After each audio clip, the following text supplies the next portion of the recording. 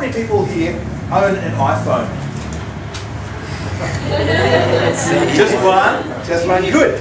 See, when iPhone came out, I was walking down the Queen Street Mall, and iPhone was about to be sold at Optus in Queen Street Mall in the CBD.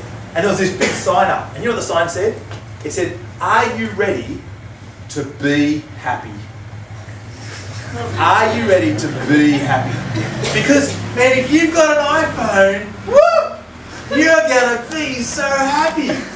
Because life does not consist in owning an iPhone.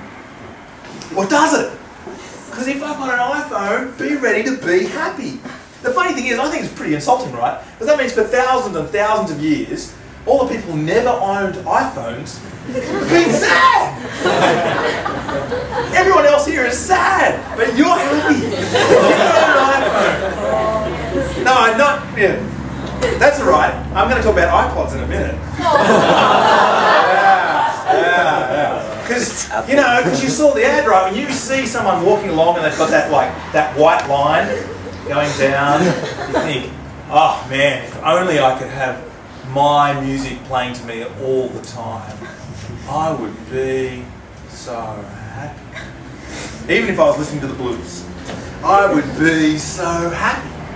See, like the Foxtel ad last year, the big ads for Foxtel when you walked into shopping centres. You know what I'm talking about, Foxtel? Okay, good. Okay, so Foxtel, maybe you don't look at advertising, I do. The Foxtel ad said, see something, feel something. So if you get Foxtel, that means suddenly you see things. Whereas before, you hadn't seen anything worth seeing. But if you have Foxtel, suddenly you see things worth seeing, and you know what, even better, you feel something. Before that, no. Just, watching TV on my little TV on the little screen, and I saw something on TV, I didn't feel a thing. When I saw my wife in the morning, she's lovely and she smiled at me, I wasn't on Foxtel, so I didn't feel a thing. But if I had Foxtel, see something, feel something. See, our world says life consists of the abundance of our possessions. And do you know what? We actually think that as well. If we didn't think that, why do we spend so much time buying things? Why do we spend so much time worried about our financial future? Why do we? Powerball says the same thing. Powerball's ad is, yeah, who said it? Say it. One ball can change it all for you. Yeah, Powerball. One ball could change it all for you. Just think about that. It's great, right? Because if you win Powerball and get $6 billion, suddenly you will be exactly the same person you were, but with $6 billion. You won't have changed anything. The fact that you're grumpy when you get up in the morning, that'll be the same. The fact that you have low self-esteem, that'll be the same. You'll have $6 billion, but you still have low self-esteem. The fact that you can't get on with your ex-wife, that won't be changed by $6 billion. Or maybe for a little while.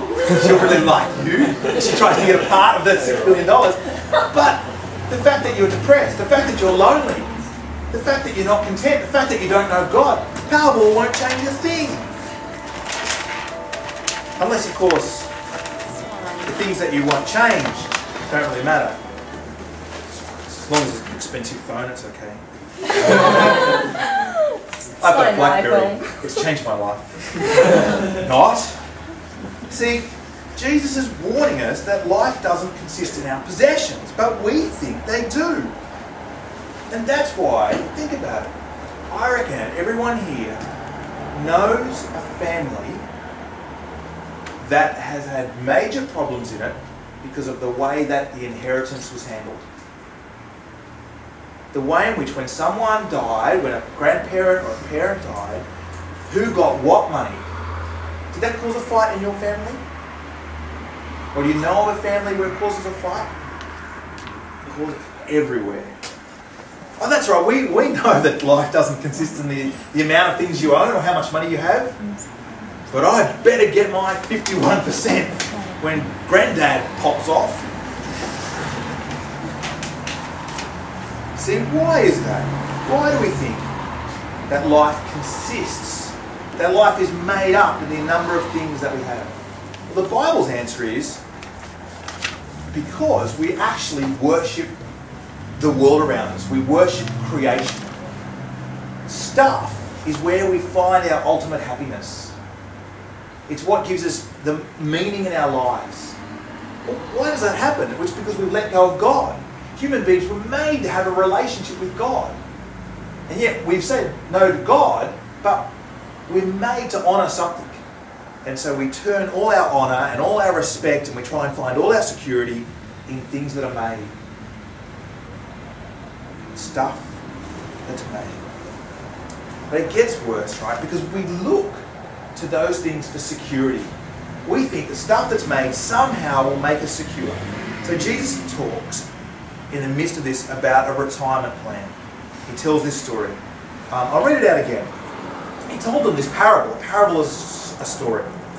The ground of a certain rich man produced a good crop. He thought to himself, what shall I do? I have no place to store my crops. Then he said, this is what I'll do. I'll tear down my barns and build bigger ones, and there I will store all my grain and my goods. And I'll say to myself, you have plenty of good things laid up for many years.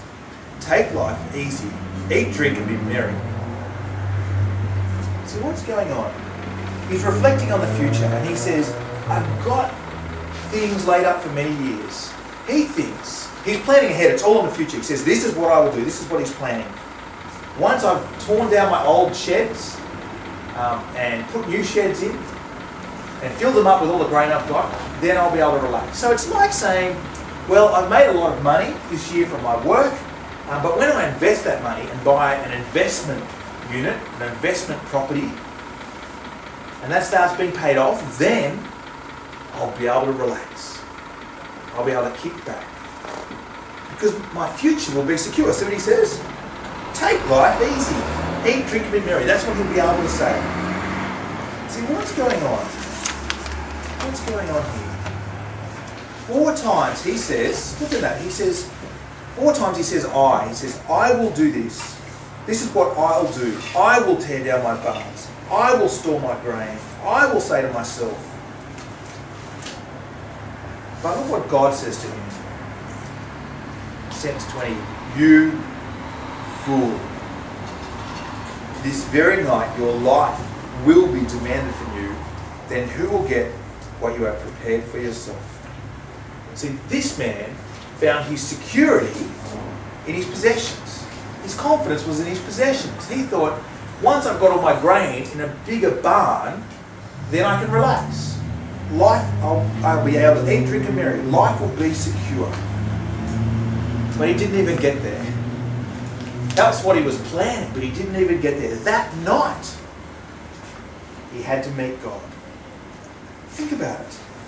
Think about it. Does a house, do possessions protect you from the very worst things?